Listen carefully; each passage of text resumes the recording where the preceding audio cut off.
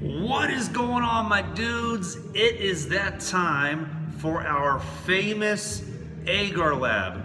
So check it out. This Agar lab is a lab we've been doing here for like the past 20 years or so. And I swear it seems like it gets better and better every year. You know, some of the guys I've had in previous years, they do some really spectacular write-ups. And of course, I'll let you see some of those in class, okay?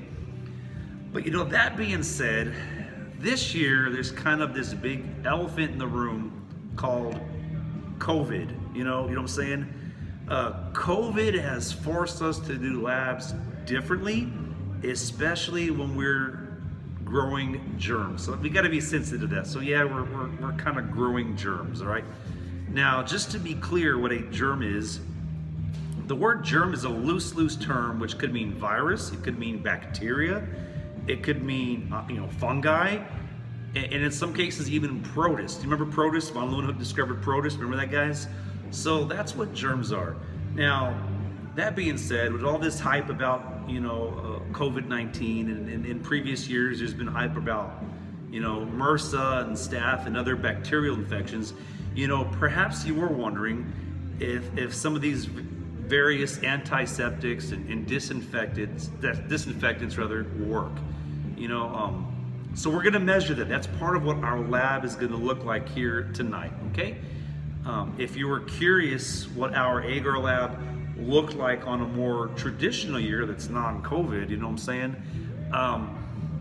In the comments section on this video, I'm going to put the link for Matthew Gaston's video. So yeah, this dude years back, Matthew Gaston, he was a heck of a student. The dude was an all-star, man. He was our valedictorian, and even as a freshman, he recorded this. So it's a pretty well done video. His editing and everything's way better than I could do. And he's all grown up. He's a PhD. He does plant physiology research up in Hawaii. So there's a little plug for you, Matthew. And just to be clear, guys, he also has a really cool YouTube channel where he talks about plants. He's kind of funny and stuff, so I hope you dig it. So yeah, there's what it looked like in normal years, right? Now, that being said, so we're gonna look at if a type of disinfectant works. So that's our the part of the scientific method that we're gonna dive into, okay?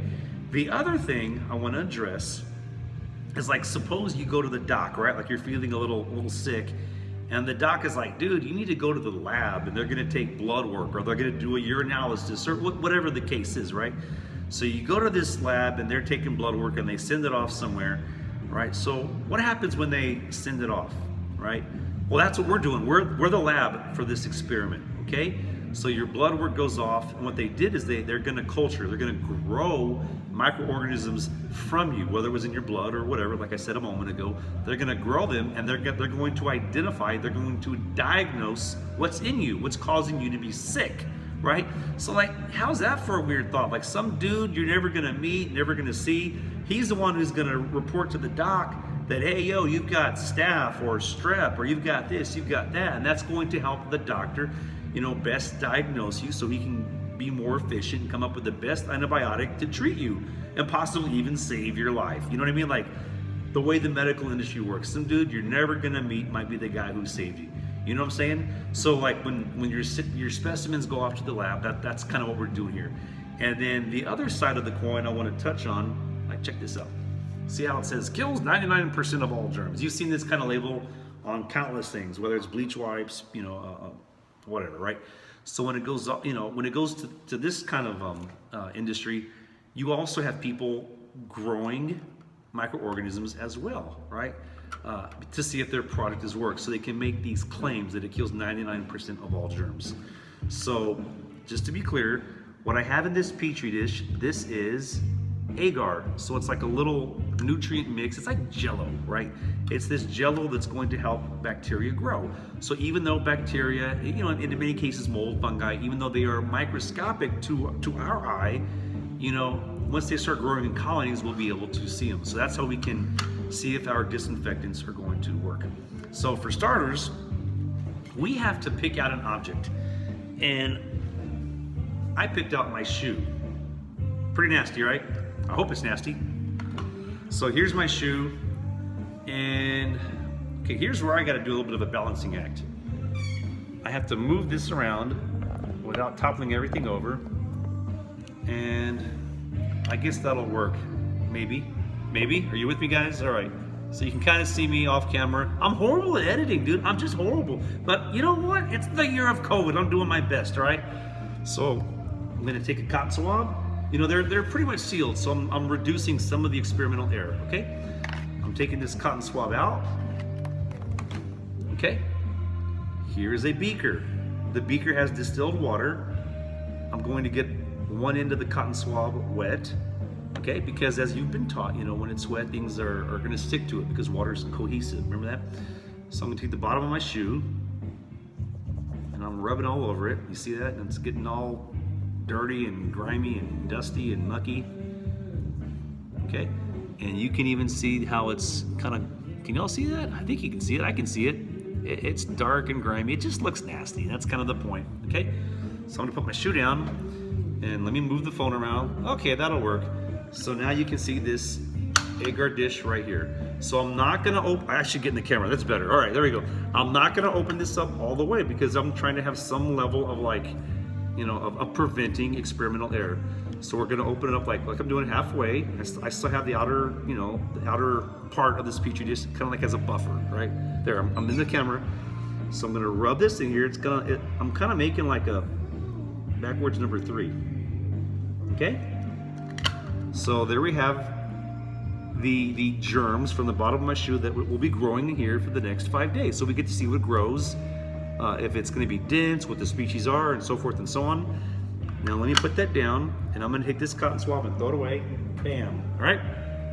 Now we're gonna do it again. And I'm gonna take my shoe, and I'm going to use the same disinfectant that we use every day at the end of the period to wash your hands. You know what I'm saying?